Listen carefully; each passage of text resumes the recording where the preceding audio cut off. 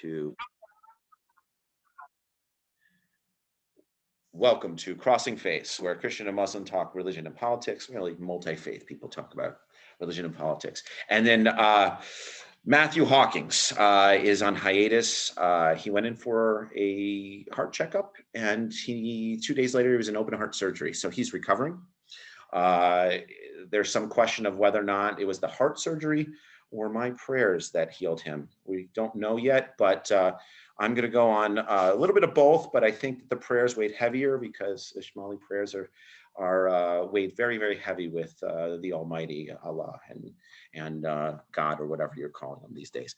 So I have my good friend John Kiriakou, who is going to sit with me and talk about the current unpleasantness in Afghanistan. As everyone knows, this is an issue near and dear to me. We've spent the last week going from facilitating visas to get to the airport to stay safe and stay alive. At least that's been my journey this week. Now we're moving from the tactical of trying to figure out what's going on at the airport and in Kabul and Afghanistan to some of the policy in DC. I'm presently in Washington, engaging different agencies and the executive branch to try to give them some advice. But we wanted to sit down and talk with my friend here because both operated in theater in Central and South Asia. And there's been a lot of experts out there.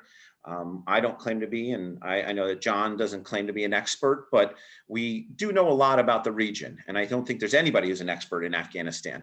I would argue the more you learn that you don't know. And it doesn't matter if you're from the region or you have Afghan blood. The challenge is that it's such an amorphous environment, dynamic environment, but also there's such a rich history and also a rich amount of current events that lead to someone to the conclusion that there's so much that needs to be said about it, needs to be noodled over, and it takes a team of people to do it. So in this case, we're here to talk about the Taliban, and we're going to talk a little bit about the origins, because John and I spoke a little bit earlier about how there's so much that's not known about the Taliban and their origins and their role in Afghanistan. We thought that it would be appropriate for us to have this conversation. Welcome, John. Thank you. Good to be back with you. Yeah, it's always good to see your face, So it's one of these moments in time where we only seem to talk about something that's current, new, and terrible. So, yes, that's every conversation we have. Yeah. So, so origins of the Taliban. I give you my 30 seconds that I usually tell people. I usually say, look, you have the Mujahideen, after the Soviet war, we supported the Mujahideen in the United States. As the Soviet war came to a close, the Mujahideen was essentially roving around the country, committing all kinds of acts, criminal acts. Some of the first issues that happened were Mujahideen attacking civilians and raping girls, and the Taliban their profile started to increase as vigilantes, someone that would hunt down Mujahideen fighters, right, and bring them to justice, which is street justice, hang them high type stuff. And so, as this struggle continued in the 90s, the Taliban's support grew and their numbers grew, and eventually you had vigilantes that took over the seat of government.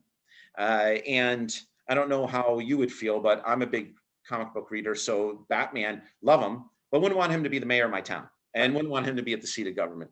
And so that characterizes, at least from my perspective, the Taliban in Afghanistan, particularly in the 90s and heading towards the Afghan war. And one consideration is that the Taliban is on. Everybody talks about the Pakistani Taliban. Largely the recruits are largely the population from the Pashtuns, which they saddle the border between Afghanistan and Pakistan. So, and this goes back to my whole theory that 90% of the problems in the world are British made. You know, they have the British, you know, so that line, that border is from the Brits. But what's your perspective on the origins of the Taliban up to the Afghan war, and then maybe we can talk about their role during after 9/11, and then we can get to some of the current events. Yeah, everything that you've said is true. There's even more background that to me is very interesting, and that is when the Soviets invaded Afghanistan, it caused a refugee crisis, and many Afghan families crossed the border into Pakistan. They raised their children there, they had children there, and many of those children were educated in madrasas, religious schools. Well, the Pakistani government was having a problem with mujahideen pirating essentially trucks as they were crossing, as Pakistani trucks were crossing into Afghanistan on their way to Iran to sell goods.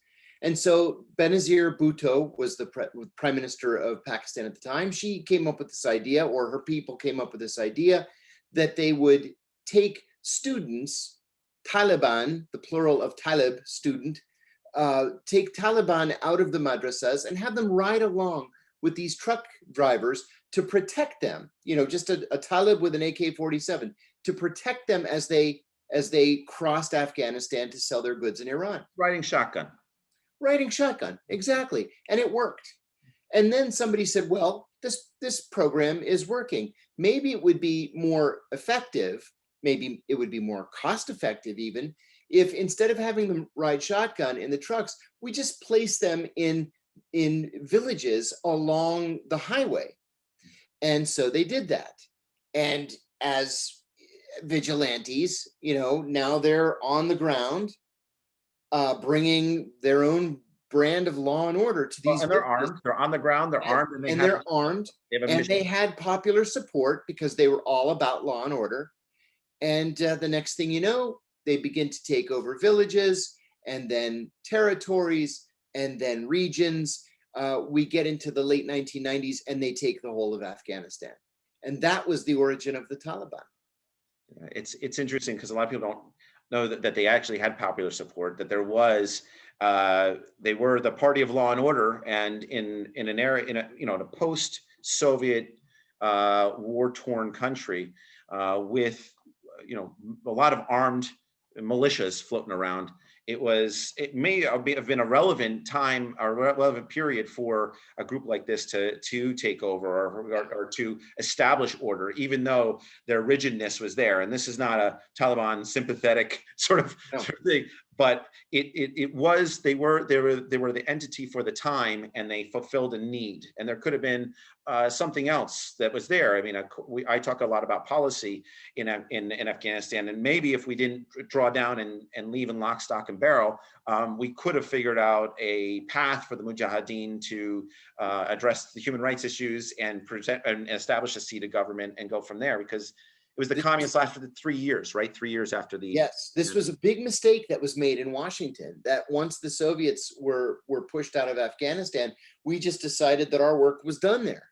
And instead of financing things like schools or physical plant, sewage processing facilities or electrical grids or whatever, we just went home. Yeah. And then figured that was the end of it. In fact, that wasn't the end of it. And you raised an important point that I want to talk about too, and that is the fact that the Taliban are not foreign interlopers. They're not occupiers. They're not an invasion force. They're Afghans. Yeah. And so many Americans question, well, why didn't Afghans take up arms against the Taliban? Well, because they're also Afghans. Right. And people in villages were having a problem with crime. They were having a problem with piracy and with Soviet troops and, crimes against women. They welcomed that law and order. I think that's something that most Americans don't understand. Well, also you have, for thousands of years, you have these what we call in the West informal systems, but they're very formal systems to Afghans, right? And in theater. So, and you were talking about border crossings. Generally, there's a group called the Arbakai, right?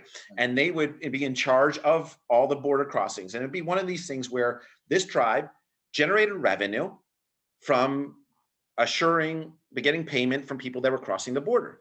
So, you're familiar with the Arbakai, right? The Oh, yeah. concept of informal systems, right? Sure. So if you didn't pay them, something probably would happen. They would get their payment one way or another as you were crossing the border and traveling down those passes, right? Those systems were in jeopardy or were teetering after the Soviet rule, right? And they were being reestablished, right? These tribes were reaffirming themselves, and the revenues were slowly starting to build. And it was very mature up to 9/11. But then after the invasion, the Arbakai, there was a during the Karzai regime, there was a lot of um, nobody really understood the informal systems. But then on top of that, they started to establish border control like in the United States. And so these tribes became disenfranchised and didn't have the revenue source. And so what happened to these people? And maybe you could talk a little bit about that, because that is a vacuum that the Taliban now has really carte blanche to fill. Yeah, see, this is another thing that Americans don't understand. These systems seem so primitive to us, but they worked. It's like the Hawala system that so many people in the region use for banking or for transferring money. It works. We don't like it. We have a name for Explain it. it. Walk through the Hawala system so that people understand. Sure. A Hawala system is a way of sending money where you either don't have access to banks or you don't trust banks. Let's say you need to send $50 to your cousin Mohammed, and Mohammed is in Dubai. So you go to the local Hawala, which might be in, a bakery or the meat cutter's shop or wherever, and you say, I want to send $50 to my cousin Mohammed in Dubai. He'll take your $50. He'll give you I think it was a 9-digit serial number. I sent myself $50 just to try it out from Abu Dhabi to Bethesda, Maryland was the nearest Hawala I could find. So he gives me a 9-digit number. I email the number to my cousin Mohammed. He takes the number into his local Hawala in Dubai, says, here's my 9-digit number, and he gets $48 out of the $50. The $2 is for the transfer fee. It works. We call it money laundering, Right. but for Afghans dealing with small amounts of money, it works. It's the same system that the Templars put together. That is the Exactly the basis. same thing. Yeah, the basis for our whole entire banking system. And in these places where you don't have the infrastructure, how do you get money to your to yourself in Maryland, for example? Right. So so these informal systems existed. There were responsible parties for it. And now we're at a point where, and I don't know if I guess we can jump through, right? We spent a tremendous amount of funds training the Afghan military and SAF, right? The Afghan national security forces, and establishing border patrols, a border guard, and all these other things, formal systems from a Western perspective. Now all that's gone. And the Taliban is stronger than ever. And maybe you can give a little bit of an assessment from your perspective of, we have short time here, but this summing up of, we spent billions of dollars on this training, funding, and all this and all this equipment and ordnance, but then and also establishing these formal systems that should have, in big air quotes, established a modality for the sustainability of this democratic government. Yes. But now all that has failed, and we've seen probably the most explicit example of a failure in state building. So what is it from your perspective, do you think are the key areas that you think are leading to the Taliban's strength? Because we're this conversation about Taliban, and the holes that they're going to fill. As I mentioned earlier, I think they're vast, right? There is no border guard anymore. So I don't know what the Arbakai are up to these days, but maybe they're going to reestablish stuff. But border crossings are free now, and the Taliban's in complete control of it. So are Taliban mechanisms going to have more breadth and scope to them than they did back in the 90s? And do you think that that any of these systems, informal systems, will reestablish themselves, or do you think it'll be a complete new Taliban overlay? I think it's going to be a combination. First of all, Boy, where do we even start with something like that? How did we get here? We got here because of corruption and tribalism. I remember in 2012, When you there say, was a report in the New York Times when- talking I was going to say, when you say corruption and tribalism, is it on the U.S. side or is it on the Afghan side? on the Afghan Okay. government side. Yes, the non-Taliban Afghan government side. Okay. There was a story about DynCorp. DynCorp was charged with establishing and training a new national police force, the Afghan National Police.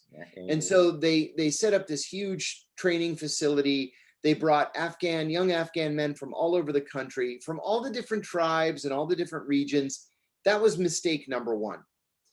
And what ended up happening one night, to make a long story short, is that one of the recruits poisoned a pot of stew that was being served for dinner that night, and he killed about a dozen fellow recruits. Well, that night, while the survivors were sleeping, he let 4 members of the Taliban into the dormitory that was being used for housing, and they went bed to bed and stabbed all the other recruits and killed them. So this was a story for a day or 2 days, but to me, it was a glaring example of exactly what is wrong in this country, in Afghanistan, that the tribe was more important than the nation. Yeah. That Hazaras, for example, weren't supposed to be working with Pashtun, and Northerners working with Southerners, and it just wasn't going to work. And so, when you hate your enemy more than you love your country, it's doomed to fail. Nothing will work if that's the prevailing feeling, the prevailing belief. Right, and this is 2012. So This is 2012, so we were already 11 years into it. Yeah. So I mean, so would you say, did that change up to now? When it comes to the tribalism, what's your thoughts on that? No, I think tribalism has even strengthened in the intervening years. And I'll tell you what, for me personally, I don't really care who leads Afghanistan. If it's the Taliban, well, you know what? It's the Taliban. But I worry about minorities in Afghanistan. I worry about Shia Muslims. I worry about the Hazaras specifically. When I was in Afghanistan back in, I guess it was 2007, I met with a very senior Hazara leader. And he made a point to me that was just so interesting. It stuck with me. He had a shadow box, quite a large shadow box mounted on the wall of his house. And in it were all of his judo belts from white to black, right? So every time he earned a new belt, he saved it and ended up putting from white to black. And I complimented him and I said, "You're a black belt in judo." And he said, "I'm a 5th degree black belt." And I said, that's really incredible. He said, "I didn't do it for fun. I did it because Hazaras are forbidden from owning weapons in Afghanistan." He said, "I'm a Shia Muslim. I'm an Afghan, like any other Afghan, and I'm forbidden from owning a weapon." He said, "I had to have some way to protect myself." Yeah. Well, that was under the Afghan government, the one that's supposed to be democratic and supportive of human rights and being supported and financed by the United States. What's it going to be like under the Taliban for religious minorities like him? That really worries me. Religious and ethnic minorities, it's tough. I mean, I think that from the Afghan perspective is that, there's always been a system of collaboration, cooperation amongst the ethnic religious groups. It's just like, old school New York, everybody has their neighborhood and, and it's like Lebanon before the Civil War. Yeah. So it actually worked. It was tenuous, but it worked. And everybody has their their mosque, their place of worship, and everybody's doing this thing. And so I when I was there in 2012 and I was at Herat and I was talking about the how do we instill a democracy, and of course the ulama council was there, and they were they're all really close. It's about 45 minutes from the Iranian border, so they're all sitting there like this, and I just told them, I go, look, started off the conversation with, you guys have been practicing democracy longer than just about anybody on the planet for thousands of years at the Shura and Jirga level, the village level, right? Yeah. And I said that the problem is no two democracies are the same, And I said, let me give you an example. British democracy, they have a House of Lords. In America, it's outrageous to us that you'd have a hereditary body that governs, right? Yeah, with like 2,000 people in it. Right, right. And they're all psychos, they're all sociopaths, you know. So so an Afghan democracy or American democracy is very, very different than a British democracy. So what is an Afghan democracy going to be, right? And it's up to you to do that. And the the top guy, the elder, right, stands up and he says, you know, Yahya, John, Yahya's right, and he goes, we can develop our own democracy because we know what we're doing, right? And that approach, I think, was unique for that moment. It never, I don't know if it didn't evolve in the halls of the U.S. government, certainly, but it was one of those moments in time where I don't know if the Afghans really had the opportunity to develop their own democracy because it came from the top down. It was a Kabul-centric, consolidated federalist system. It's highly centralized.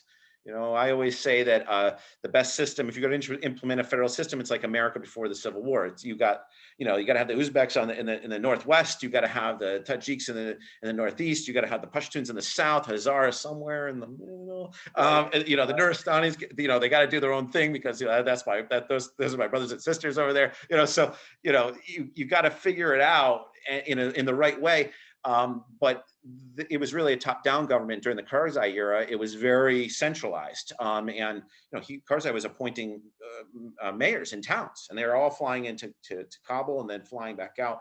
And the challenge, I think, now is that all those 20 years of ups, downs, lefts, and rights, we have the dividend. What are the dividends? We have contractors that made a lot of cash. We have the U.S. government that implemented women's empowerment programming and a lot of different development initiatives, civil society initiatives. But now all that is it for naught because the Taliban now is in charge, and we know who they are and what they're about. Yeah. And so I know we're limited in time here, so I'm getting into the question of, okay, are we dealing with a new Taliban? Okay, and a more evolved Taliban. It appears so because issues. I think so. I gave myself a little. This is a Taliban that has been meeting with the United States, officially or unofficially, for several years now. This is a Taliban that ought to have learned its lessons from 2000 and 2001. They're not stupid people, right? They've been in power and they've been out of power, and being in power is better. It's nicer. So I can't help but to think that this is not the Taliban that is going to rush to execute women in soccer stadiums or to stone people to death for listening to music or drag them behind jeeps as punishment for some offense.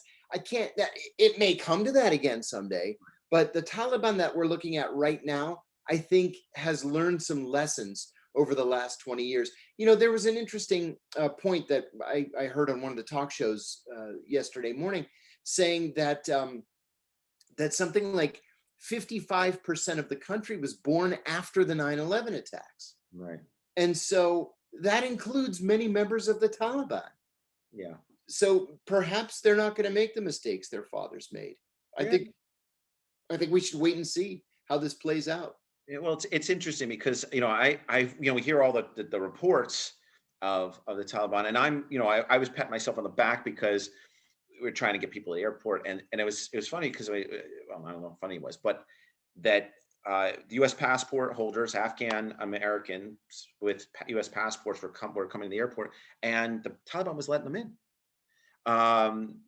I had gotten 2 reports, and I was talking to somebody, and then Reuters says this thing that the Taliban has orders from the top to the down that says foreigners, spirit them to wherever the hell they're going, you know what I mean, and get them there safe, but do not attack them. Which is it demonstrates some of the sophistication, particularly of the command and control that they have over their people. But not only that, I mean, look at the sophistication in taking such territory, in large part by not firing a shot, right? It's not like they put an army in the field and they said, we're going to there was a front line that pushed.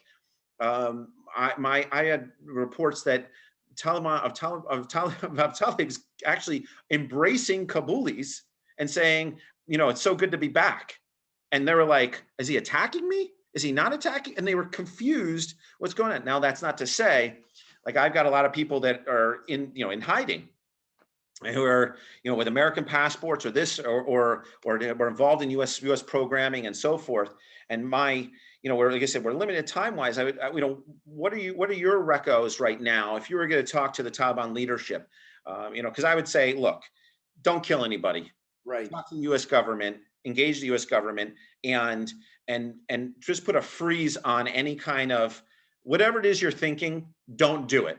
Yeah. All right. Right now, let's take some time to freeze and establish some kind of communication so that the people that work with the United States, who we cherish, and who and they're Afghan citizens, they're Afghan people, they have the peace of mind to know that they have are in a safe zone for now. And if we need to get them out, we can get them out. But we also need to establish some kind of criteria so that our national security is protected now that we have a new regime. So what's your your bluff, your bottom line up front? I think it's twofold. Number one, we owe it to the people who worked with us over the last 20 years to get them and their families out. We need to ensure the safety of the people to whom we promised safety. Number one. Number two, we have to keep our line of communications with the Taliban open. As I said, we've been negotiating with them for a number of years, mostly in Doha. We need to keep those talks open. Even if we don't immediately establish diplomatic relations with the Taliban, we have to at least be able to talk and to exchange messages. Number three, and I think this is the most important, is we need to work very, very closely with the Chinese on this, because the Taliban and the Chinese have excellent relations. The Chinese have an exclusive contract to mine rare earth metals in Afghanistan that we know from a DoD report has a value of $1 trillion. So the Chinese have a vested interest in a stable long-term government in Afghanistan, even if that means a government headed by the Taliban. So if any country has any authority in Afghanistan right now, it's the Chinese. And we need to engage with them to ensure the safety of people inside Afghanistan. I mean, it's right now, I think, when you're not talking, it's a problem. And, Iran is a perfect example of that. If you're not, you have no idea what's going on because no one's directly engaging the Iranians. So if we can figure out, so you think, should we have a consulate in Kabul? Should we establish that right off the bat? What do you think? You know what? It would be very high risk, but I think at the same time, it could potentially be high reward. So yeah, we abandoned the U.S. Embassy. We're in the process of getting the last people out. We destroyed all the documents and all the equipment in the previous few days. But while we don't need this massive compound like we have now, yeah, I think we should have some sort of a diplomatic presence in Kabul. Yes. A building with a desk, Yeah, that's it. That's all we need, and because at least there's some kind of engagement in what's going on, and at least we can establish some kind of trust. I mean, it's the Trump government already recognized the Taliban, so their legitimacy is already there, and it doesn't matter even if you say they're illegitimate, they're there now.